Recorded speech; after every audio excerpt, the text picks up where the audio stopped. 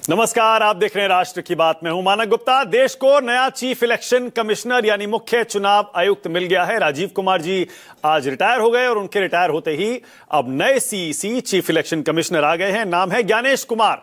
1988 batch के Kerala cadre के IAS हैं ज्ञानेश कुमार। साथ ही देश को नया इलेक्शन कमिश्नर भी मिला है, एक विवेक जोशी उनका नाम है। और जो मौजूदा एक चुनाव आयुक्त हैं सुखबीर सिंह संधू, उनका कार्यकाल अभी बाकी है। तो अब कुल मिलाकर एक नया इलेक्शन कमीशन जरा स्क्रीन पर दिखाइए, अब देश को मिल गया है, जिसमें चीफ इलेक्शन कमिश्नर हैं ज्ञानेश कुमार, नए चुनाव आयुक्त हैं विवेक जोशी और मौजूदा ईसी इलेक्शन कमिश्नर हैं सुखबीर सिंह संधू।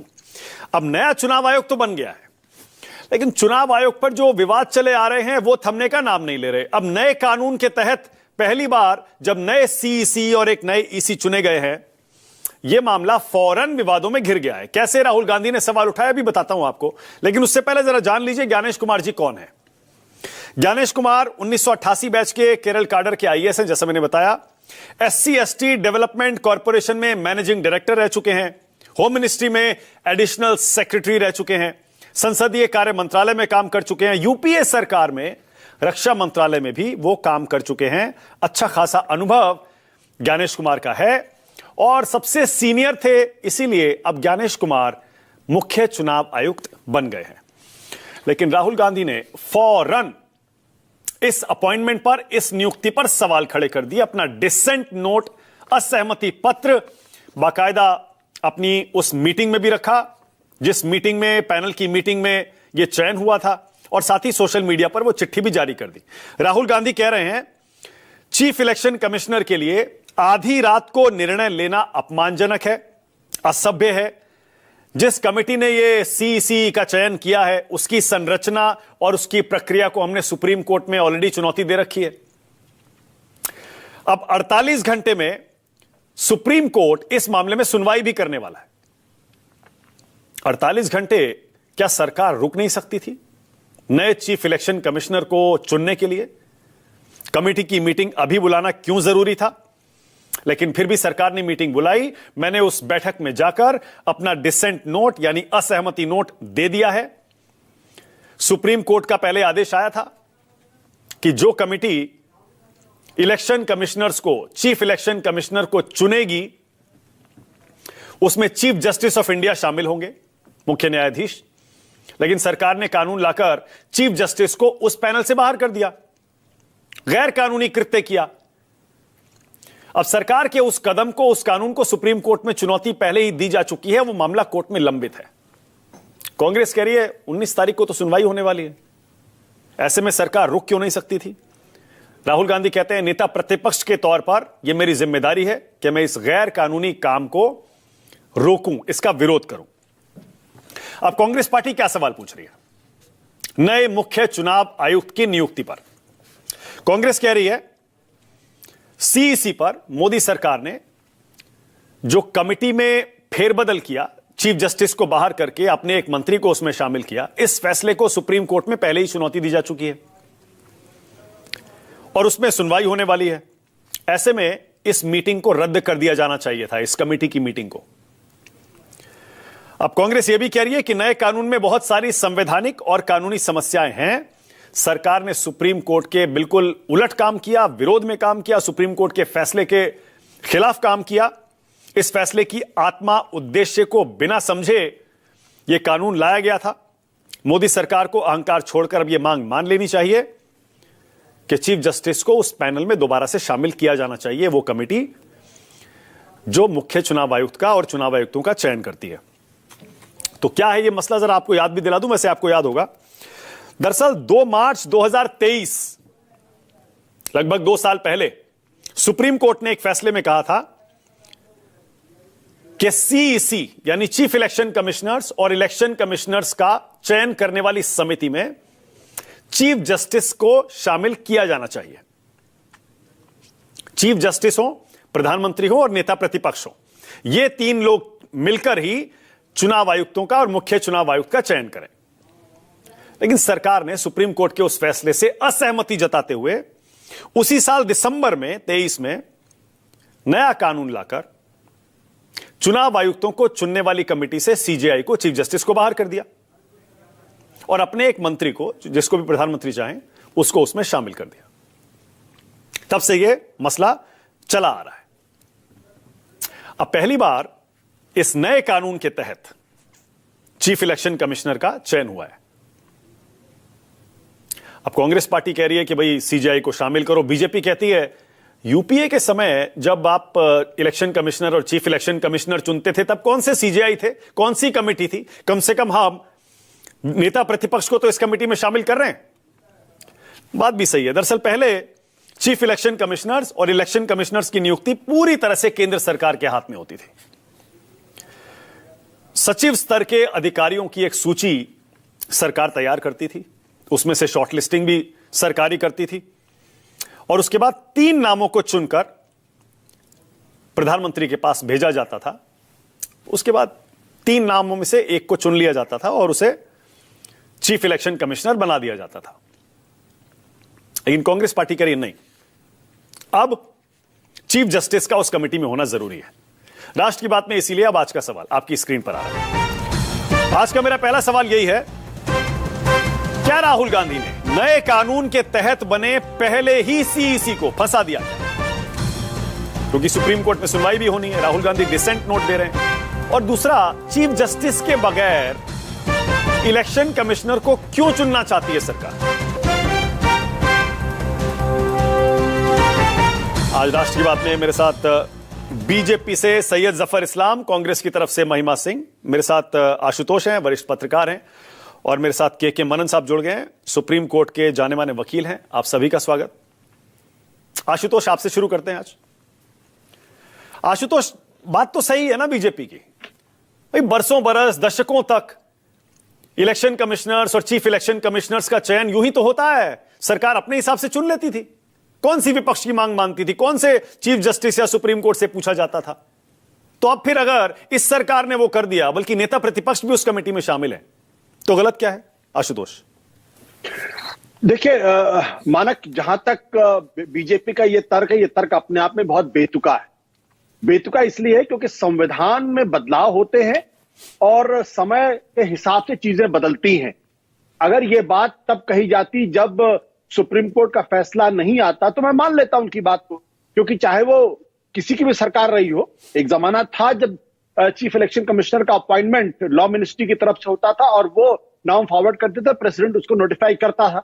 ये लंबे समय तक प्रक्रिया चलती रही है। लेकिन उसके बाद जब सुप्रीम कोर्ट में मामला गया और सुप्रीम कोर्ट इस मसले पर फैसला किया और ये साफ तौर पे कहा कि इसके लिए जरूरी है, क्योंकि भारत की जो लोकतांत्रिक प्रक्रिया है, चुनावी प्रक्रिया है, इस चुनावी प्रक्रिया पर किसी तरीके का संदेह नहीं होना चाहिए, और अगर संदेह होगा तो भारत की लोकतांत्रिक प्रक्रिया पर सवाल खड़े होंगे। मैं आपको अच्छी तरीके से याद दिला दूं कि जब जस्टिस के.एम. जोसेफ के नेतृत्व वाली जो बेंच थी, उसने क्या टिप्पणी की थी? उसने बहुत ही जबरदस्त टिप्पणी करते हुए यह कहा था कि उन्होंने कहा था कि चुनाव की शुद्धता बरकरार रखी जानी चाहिए, नहीं तो नुकसानदेह नतीजे होंगे, डिजास्टर्स रिजल्ट्स होंगे। फिर उन्होंने क्या कहा था जस्टिस ने कि लंबे समय तक चुनावी प्रक्रिया का बेहिसाब दुरुपयोग लोकतंत्र की कब्र खोदने का सबसे सटीक तरीका, ये सुप्रीम कोर्ट का कहना है। तो सुप्रीम कोर्ट का लब्बो-लुबाब क्या था? सुप्रीम कोर्ट का लब्बो-लुबाब यह था कि जो मुख्य चुनाव आयुक्त या चुनाव आयुक्तों की जो नियुक्ति हो, वो दिखे कि इंडिपेंडेंट है। दिखना जरूरी है इंडिपेंडेंट, जैसे कि न्याय हो, लेकिन न्याय होता हुआ दिखे, यह भी जरूरी है। तो जब सुप्रीम कोर्ट ने टिप्पणी कर दी और अपने 200 पेज के जजमेंट में करीब 3/4 हिस्सा इस पर था कि क्यों चुनावी प्रक्रिया का इंडिपेंडेंट होना, शुद्ध होना बहुत जरूरी है लोगों की नजर में। अब इसके बाद की जो स्थितियां हैं, सुप्रीम कोर्ट अपने जजमेंट में यह भी लिखा कि पार्लियामेंट को कानून बनाने का हक है। पार्लियामेंट ने कानून बनाया तो कुछ भी असंवैधानिक नहीं है। जो कल सरकार ने जो ज्ञानेश कुमार की जो नियुक्ति की, इसमें असंवैधानिक कुछ भी नहीं है। इसको कानून की दृष्टि से पूरी तरीके से फुल प्रूफ, इसमें कोई गड़बड़ी नहीं है। लेकिन सवाल कॉन्स्टिट्यूशनल प्रोप्राइटरी का है, कॉन्स्टिट्यूशनल मोरालिटी का है। और जब यह हो कि सुप्रीम कोर्ट कह रहा है कि भाई चयन प्रक्रिया में चीफ जस्टिस होने चाहिए ताकि इंडिपेंडेंस दिखाई पड़े, और उस चयन प्रक्रिया को बदलकर उसमें आप प्रधानमंत्री के अलावा कैबिनेट के एक मिनिस्टर को डाल देते हैं, तो फिर यह सवाल खड़ा होता है कि सरकार क्यों चाहती है कि सरकार के दो लोग बैठकर यह फैसला करें, तब सरकार की सरकार की जो मंशा है उसके ऊपर गहरे सवाल खड़े होते हैं। और अगर सरकार पर यह सवाल खड़ा होगा कि वो मन माफिक मुख्य चुनाव आयुक्त को नियुक्त करना चाहती है, तो लोग ये सवाल भी करेंगे ऐसा आप क्यों करना चाहते हैं। जब यह सवाल खड़ा होगा तो पूरी लोकतांत्रिक प्रक्रिया, चुनावी प्रक्रिया पर सवाल खड़े होंगे। तो प्रश्न सिर्फ इतना सा ही है। मैं ये बिल्कुल नहीं कहता हूं कि ज्ञानेश कुमार का अपॉइंटमेंट जो है वो अलोकतांत्रिक है, बिल्कुल नहीं। संविधान के विरुद्ध है, बिल्कुल नहीं। संसद ने जिस तरीके से कानून पे बिल्कुल उसके अनुसार है। लेकिन अगर राहुल गांधी ने यह कहा कि भाई सुप्रीम कोर्ट में इसको लेकर चुनौती दी गई, जो संसद कानून बना है और इस पर सुनवाई होने वाली है, तो मुझे लगता है उसका इंतजार किया जाना चाहिए। यही कॉन्स्टिट्यूशनल प्रोप्राइटरी है, यही कॉन्स्टिट्यूशनल मोरालिटी है। आप इंतजार नहीं करना चाहते तो सरकार को कोई नहीं रोक सकता है। Okay, all right. के मनन साहब, अभी सैयद जफर इस्लाम भी आ रहे हैं, उसके बाद राजनीतिक बहस भी करूंगा, लेकिन as an independent constitutional expert Manan साहब, आपका क्या मानना है? क्या सीजेआई का होना उस कमेटी में आप सही मानते हैं, जो इलेक्शन कमिश्नर और चीफ इलेक्शन कमिश्नर्स का अपॉइंटमेंट करे, उनकी नियुक्ति करे? मैं नहीं मानता कि भी उनका होना बहुत जरूरी है, लेकिन बाकी बातों से मैं आशुतोष जी से सहमत हूं। और दूसरा, जब भी कोई कानून बनता है, वैसे उससे पहले मैं आपको भी पता है, सबको पता है कि डेमोक्रेसी के 3 पिलर्स हैं, लेजिस्लेचर, एग्जीक्यूटिव एंड जुडिशरी, और तीनों एक दूसरे में दखल नहीं देते हैं। जब भी कोई कानून बनता है, अगर वो कानून संसद में पारित हो गया है और उसके बाद राष्ट्रपति जी ने भी अगर उस पर मुहर लगा दी है और उसके बाद अगर वो कानून ठीक नहीं मानते तो उसकी पिटीशन सुप्रीम कोर्ट में जाती है, जैसे कि आई थिंक इसके भी सुप्रीम कोर्ट में पिटीशन पेंडिंग है। और अगर कल को ये सुप्रीम कोर्ट इस निर्णय पे आता है कि नहीं, ये 3 जो भी अपोजिशन का लीडर और प्रधानमंत्री और स्पीकर की जो कमेटी है ये ठीक नहीं है, तो सुप्रीम कोर्ट उसको निरस्त कर सकता है। लेकिन एट दी मोमेंट वो ऐसी चीज है नहीं। संविधान के मुताबिक जो भी कानून है उसके मुताबिक ये जो इलेक्शन कमीशन बना है वो अभी मान्य होगा। लेकिन मेरा ये मानना है कि आपको पता है कि कॉलेजियम सिस्टम से जजेस बनते हैं, अपॉइंटमेंट होती है सुप्रीम कोर्ट, हाई कोर्ट की, और उसमें क्या जुडिशरी, क्या सुप्रीम कोर्ट या हाई कोर्ट, खासकर मैं सुप्रीम कोर्ट का ही उदाहरण दूंगा, जिसमें काफी लंबी चौड़ी बहस के बाद कॉलेजियम सिस्टम को ही सर्वप्रिय माना गया है, जिसमें सरकार को दखल ही नहीं देने का कोई है ही नहीं किसी प्रकार के प्रावधान।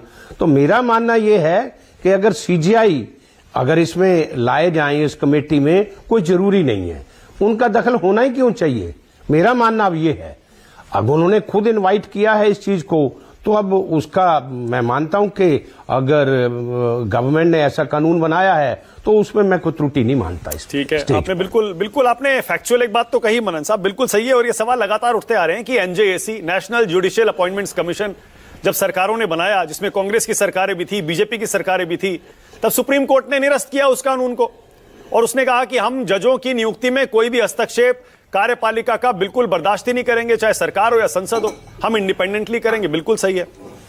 लेकिन मनन साहब, अगर सुप्रीम कोर्ट मान लीजिए इस कमिटी में दोबारा सीजीआई को शामिल करने का ऑर्डर दे भी देता है, सरकार तो एक बार कानून पहले ही बदल चुकी है ना, उसके पास बहुमत है।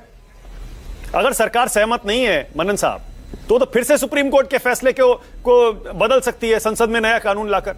क्या आपको लगता है इसीलिए सरकार ने सुप्रीम कोर्ट के इस सुनवाई का इंतजार नहीं किया? सरकार को लगता है कि नहीं, हम यही करेंगे?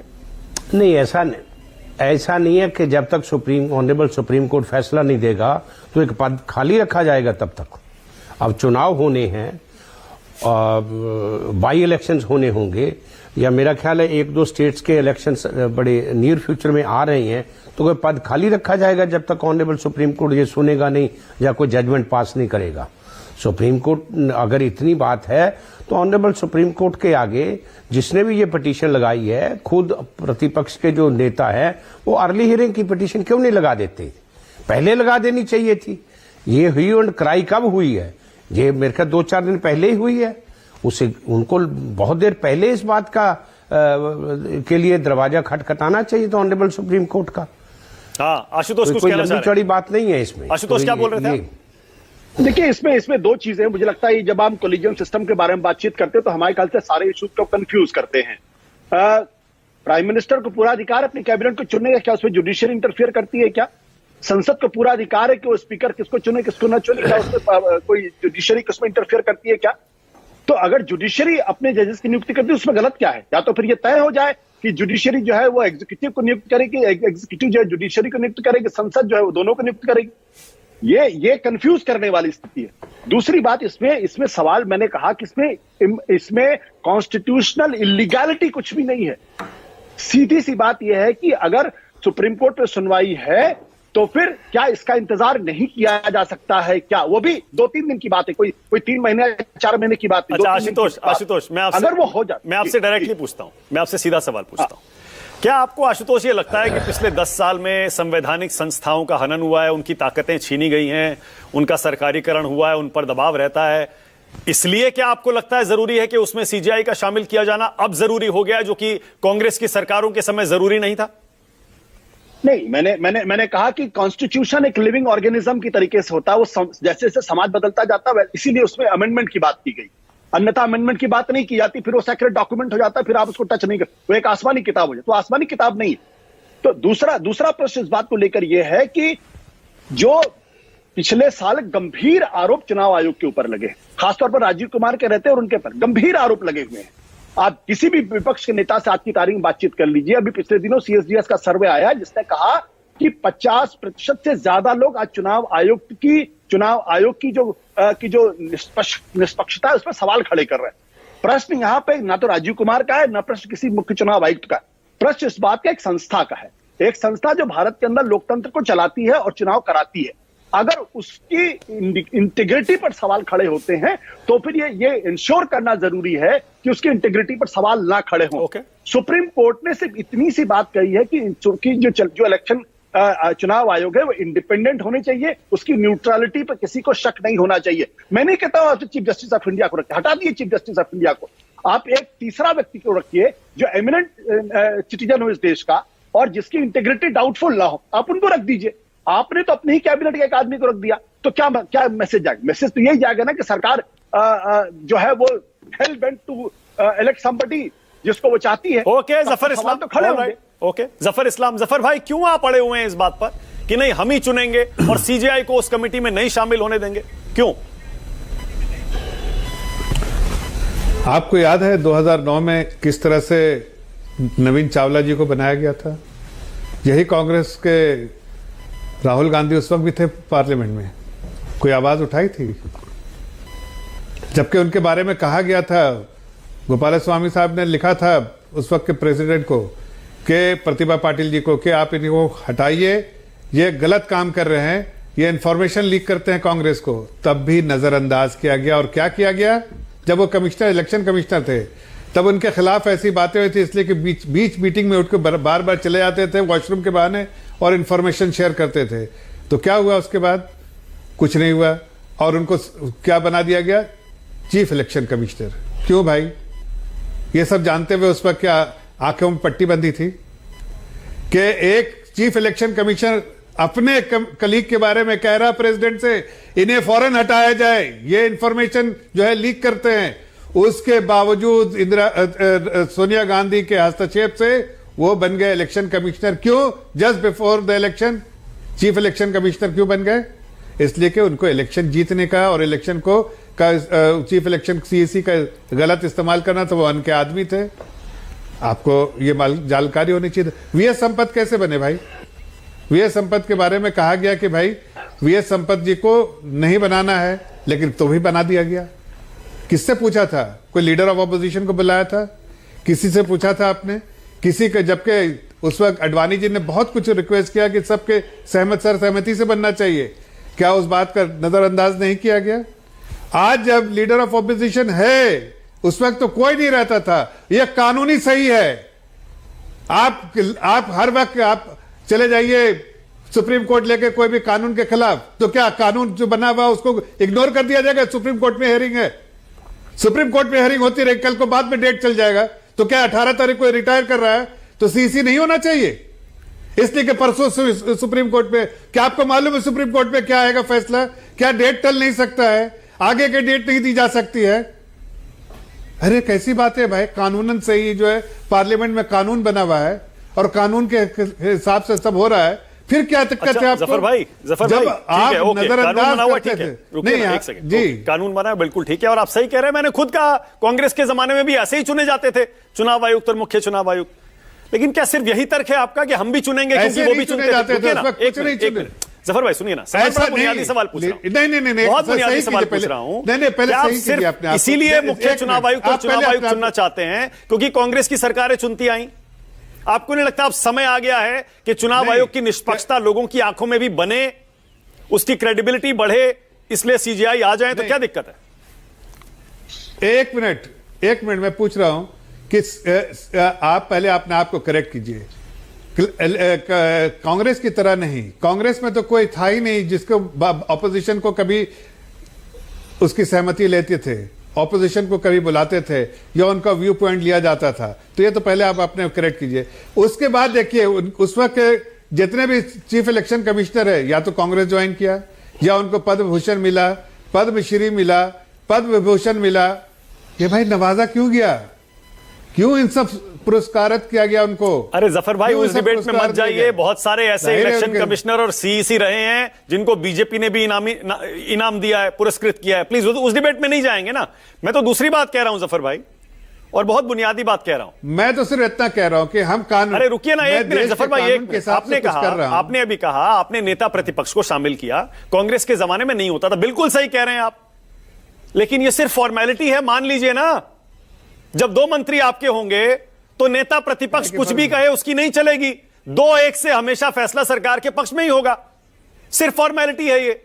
राहुल गांधी कुछ भी कहें, कोई भी नेता प्रतिपक्ष आए कुछ भी कहे, फैसला तो आपका ही होगा ना।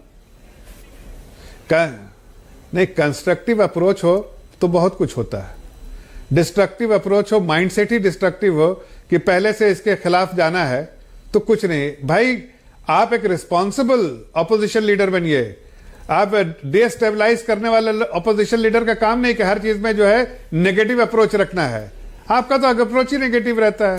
अच्छा, सीजीआई के आने से क्या दिक्कत है? वैसे पूछ रहा हूं जफर भाई, क्यों सीजीआई को क्यों नहीं चाहते आप इस कमेटी में?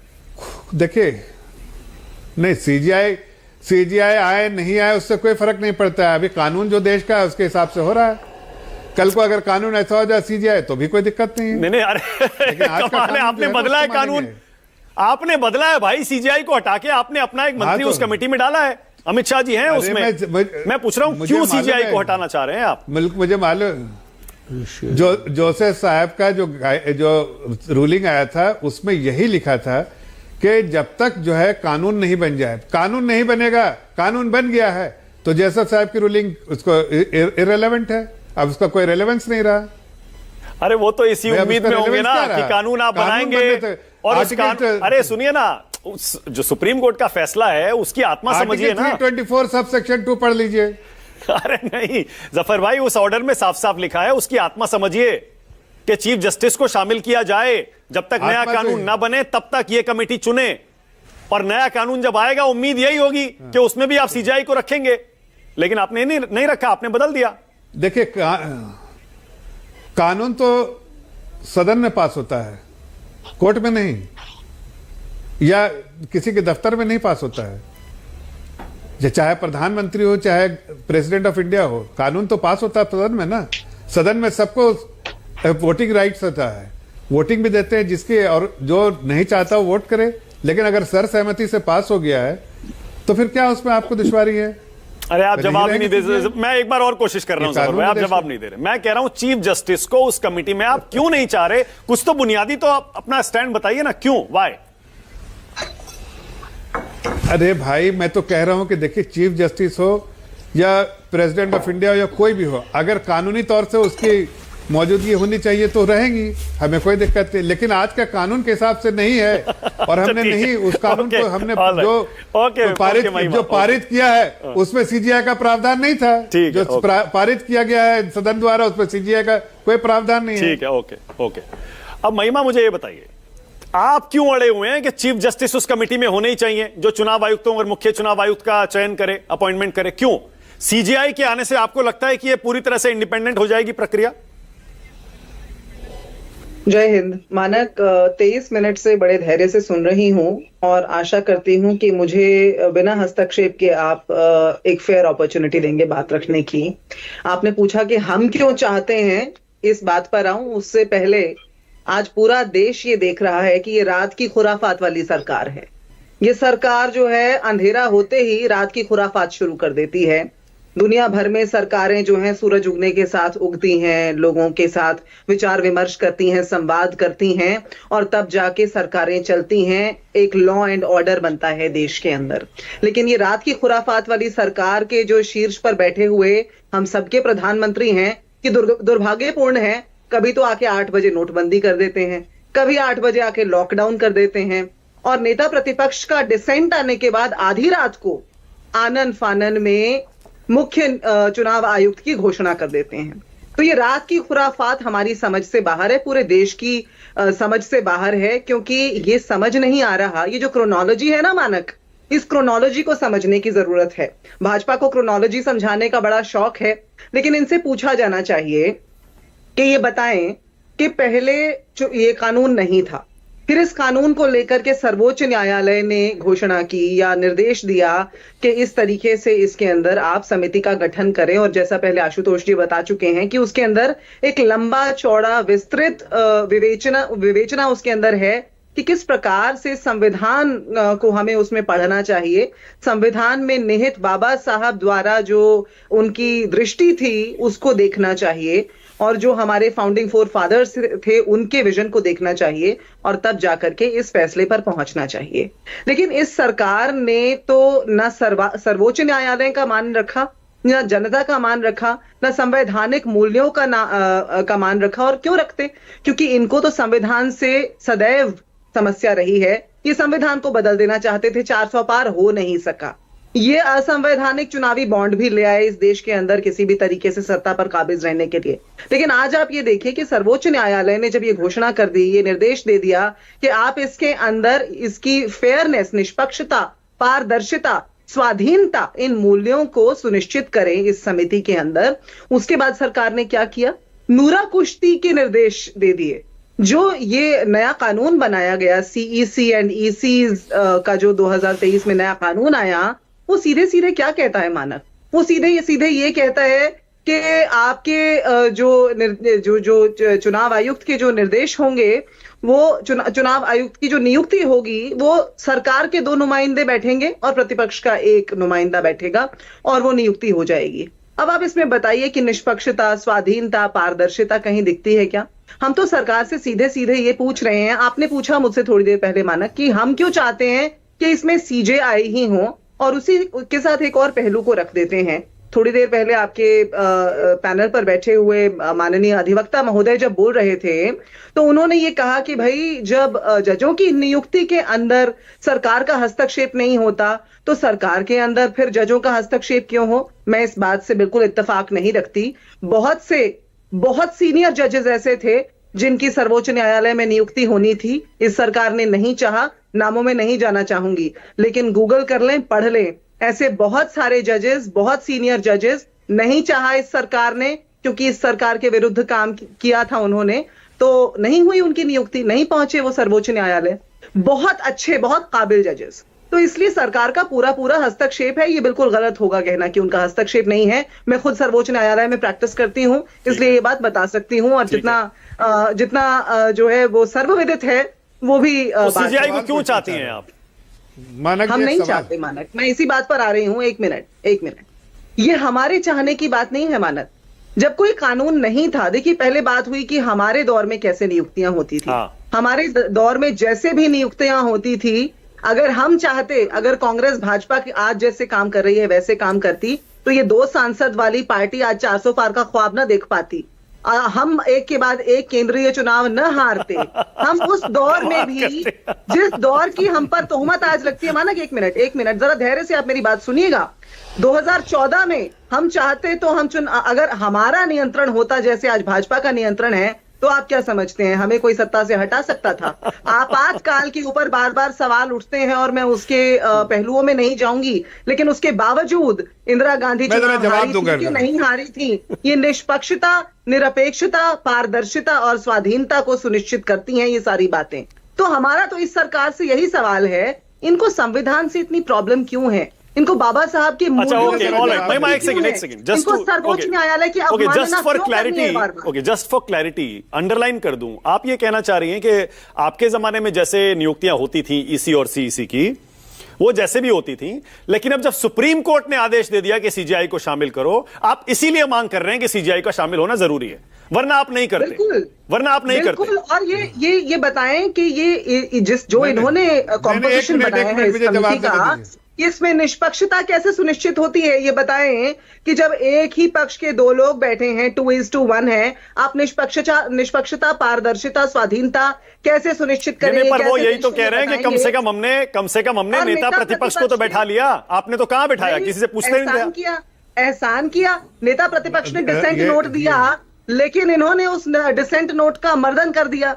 ये ऐसी एक पार्टी है, वो कोई भी, चाहे संसद में कानून हो, चाहे कमिटीज के अंदर बात हो। पिछली बार भी ऐसे नियुक्ति हुई थी। एक और सवाल उठा था थोड़ी देर पहले मानक, एक सवाल ये उठा था, तब भी मनन जी ने ये सवाल उठाया था कि क्या पद को खाली मानक छोड़ जी, दिया एक ही जाता? आदमी को देना समय तो हम लोग क्यों? उठ जाते एक मिनट ये बताइए। अच्छा, पहले इतना लंबा मोनोलॉग करते रहे, तब नहीं लगा कि एक ही आदमी को देना है? अब सुन लीजिए जरा बात को, कि भाई जब अरुण गोयल जी इस्तीफा देने पर मजबूर हो गए थे, अरुण गोयल जी जब इस्तीफा देने पर मजबूर हो गए थे, उसके बाद पद खाली नहीं रहा था क्या?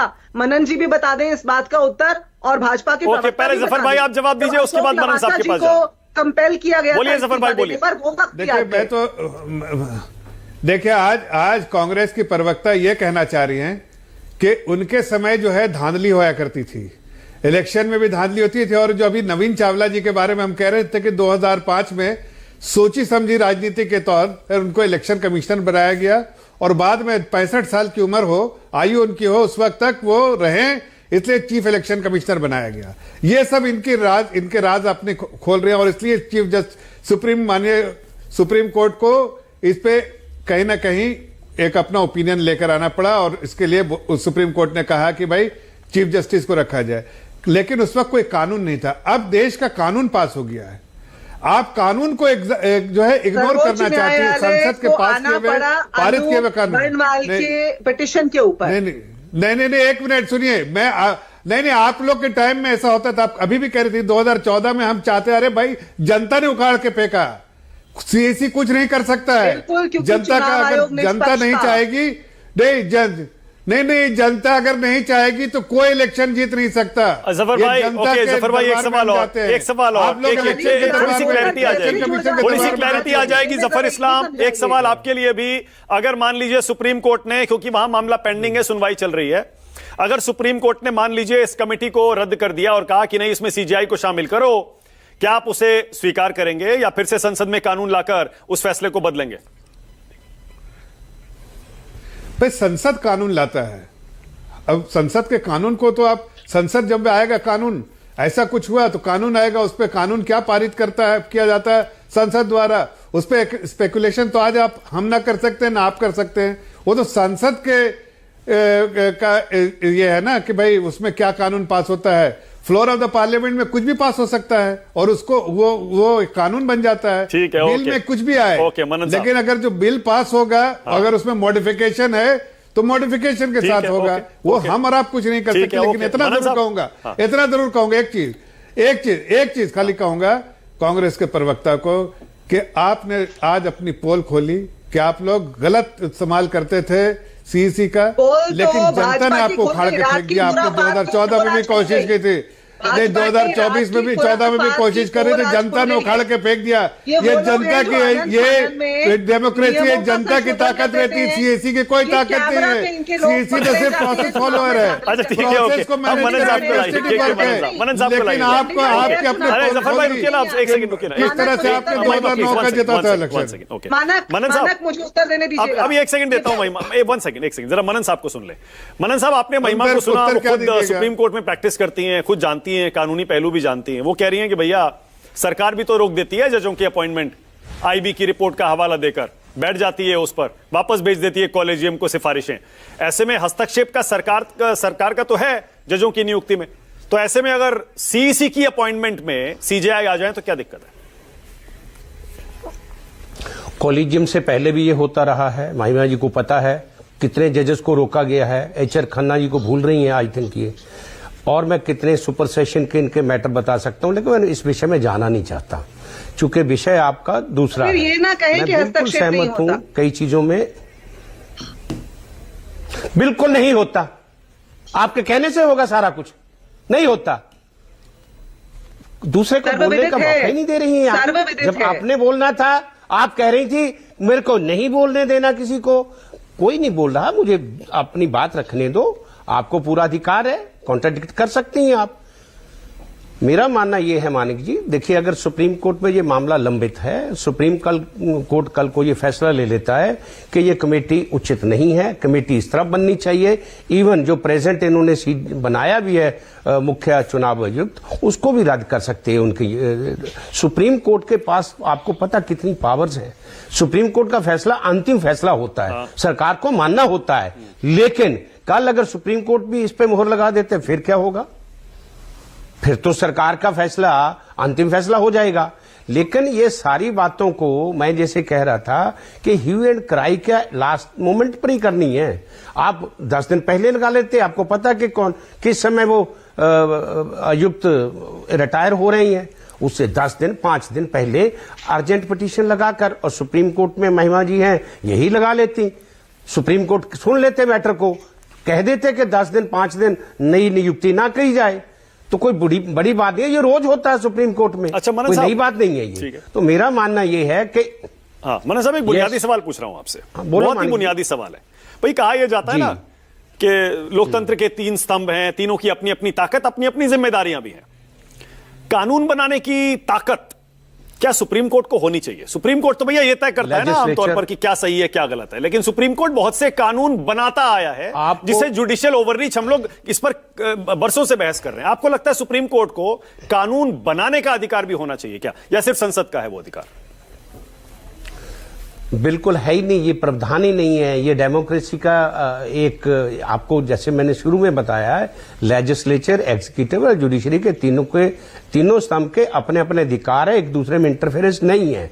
लेकिन कई जगह आपने देखा भी होगा, ऑनरेबल सुप्रीम कोर्ट ने कुछ ऐसे फैसले करे हैं जहां पे इंटरफेरेंस हुआ है। यहां तक रह गई बात कॉलेजियम की, मैं नहीं कह रहा हूं ये कॉलेजियम को, मैं तो कह रहा हूं चलाओ, लेकिन आपको पता है कि कॉलेजियम बना क्यों था? महिमा ये क्यों बना था ये कॉलेजियम? इसीलिए बना था ना कि अपने अपने जजेस बनाए जा रहे थे, तो इसलिए कॉलेजियम बना था। और कॉलेजियम बनने के बाद भी कोई सुधार नहीं हुआ है।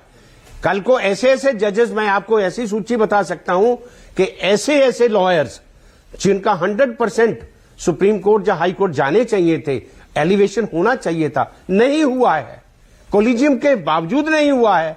अब तो अपने वालों को भी मैं आपको ऐसी फरिश्त बता सकता हूं, दादा, उसका बेटा, फिर उसका बेटा जज बना है, एक नहीं मैं 50 बता सकता हूं। लेकिन इस बात की बहस नहीं है आज।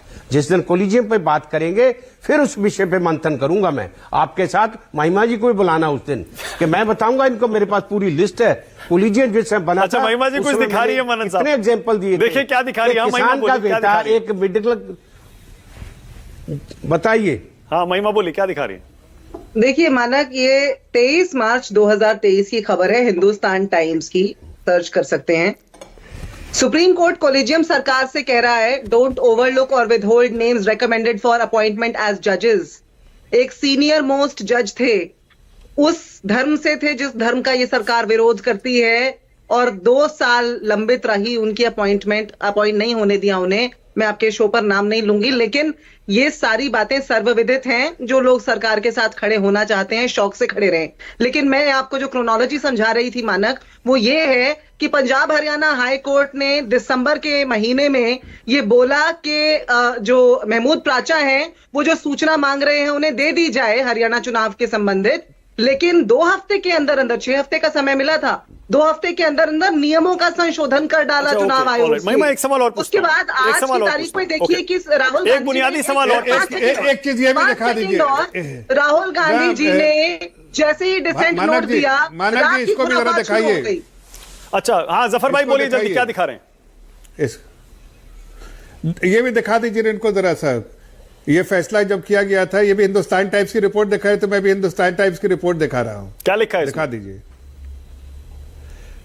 इसमें लिखा यही है कि brushing aside BJP leader L K Advani suggestion for a collegium to decide on appointment of CEC and CAG, the government went ahead and named the 1973 batch IAS officer of Andhra Pradesh cadre. President Pratibha Patil cleared his appointment this evening, official sources. नहीं ठीक है, नहीं जफर भाई आपका ये तर्क बिल्कुल सही है, बिल्कुल सही कह रहे हैं आप। विपक्षी दल हमेशा से सवाल यही उठाते थे और सरकार अपनी मनमर्जी करती आई है। ये पुरानी बहस से नहीं है, बिल्कुल सही कह रहे हैं। लेकिन एक आशुतोष एक सवाल मैं और बड़ा बुनियादी सवाल पूछ रहा हूं। ये हम लोग ये जैसे मनन साहब भी कह रहे हैं, ये जज क्या सारे दूध के धुले होते हैं क्या, ऊपर से उतरे होते हैं क्या? वो भी वंशवाद करते हैं सुप्रीम कोर्ट में जजों की नियुक्ति में, हाई कोर्ट में जजों की नियुक्ति में। अगर उनको इस कमेटी में डाल भी दिया तो क्या गारंटी है कि एकदम इंडिपेंडेंट हो जाएगा सारा प्रोसेस? मैं एक ही सवाल मनन साहब से करूंगा पूरे सम्मान के साथ कि मुझे लगता है कि सरकार को से कानून पास कर देना चाहिए, कोलिजियन सिस्टम को खत्म कर देना चाहिए और कानून बना देना चाहिए कि सरकार ही सुप्रीम कोर्ट और हाई कोर्ट के जजेस की नियुक्ति करेगी, सारा मसला ही खत्म हो जाएगा। अरे नहीं आशुतोष, एनजेएसी आया तो था, सुप्रीम कोर्ट ने रद्द कर दिया था। नो, सुनिए, I am not in favour of this. No, देखिए सवाल क्या है, सवाल क्या कि जब हम Ashutosh ji, I am not in favour of this. नहीं सर मैंने आपको आप बीच में जब आप तर्क करने के लिए तर्क कर, देखिए जुडिशरी को डिस्क्रेडिट करना है तो बोलिए कि जजेस अपने बेटे को नियुक्त कर, डिस्क्रेडिट करिए खूब जम के। और जब बाप अपने बेटे को पार्टी सौंप देता है उस पर भी तो बहस होनी चाहिए ना। मैं दूसरी बात कर रहा हूं, मैं क्या कह रहा हूं, मैं एक बुनियादी सवाल खड़ा कर रहा हूं कि आखिर इस सरकार की यह फितरत क्या है कि जब दिल्ली सरकार को लेकर सुप्रीम कोर्ट कोई फैसला करती है और बाकायदा 2/3 से ज्यादा अपने वर्डिक्ट में लिखती है कि क्यों चुनी हुई सरकार के पास अफसरों की नियुक्ति का अधिकार होना चाहिए, 2/3 से ज्यादा, और कहती है कि भाई चुनी हुई सरकार है, लोगों ने उनको चुना है तो उनके पास अधिकार होना चाहिए। अगर वो अपने लोगों को नियुक्त, अगर अफसरों को नियुक्त नहीं करेंगे तो अफसर उनके प्रति जवाबदेह नहीं होंगे और 1 हफ्ते के अंदर सरकार उस फैसले को बदल देती है। आशुतोष मैं दोबारा पूछता हूं, मैं आ रहा हूं, मैं और उसके बाद सुप्रीम कोर्ट में भी यही, सीसी मसले पर भी यही होता है। तो 2 चीजें हो सकती हैं, या तो सरकार को सुप्रीम कोर्ट का सम्मान नहीं है या फिर सरकार को लगता है कि सुप्रीम कोर्ट गलत फैसले कर रही है। तीसरी चीज तो हो नहीं सकती है भाई। आशुतोष एक सेकंड, ये- मनन साहब यही तो कह रहे हैं कि कानून बनाने का अधिकार संसद का है, सुप्रीम कोर्ट का नहीं है। बड़ी सीधी सी बात है, सुप्रीम कोर्ट अगर कानून बनाने लगेगा तो संसद को हक है ना, मनन साहब कह रहे हैं। ये इस देश के अंदर एक नई प्रथा शुरू की जा रही, let's not forget it. Supreme court is the guardian of the constitution. Supreme court की जिम्मेदारी है कि यह देश संविधान के हिसाब से चले। अगर कोई कानून सुप्रीम कोर्ट को लगता है संविधान के हिसाब से नहीं तो उसको बदलने ठीक का है, अधिकार- ओके आशुतोष, मैं फिर से एक सवाल और पूछ रहा हूं जो मैंने थोड़ी देर पहले पूछा। आशुतोष जाते जाते इस सवाल का जवाब भी दीजिए।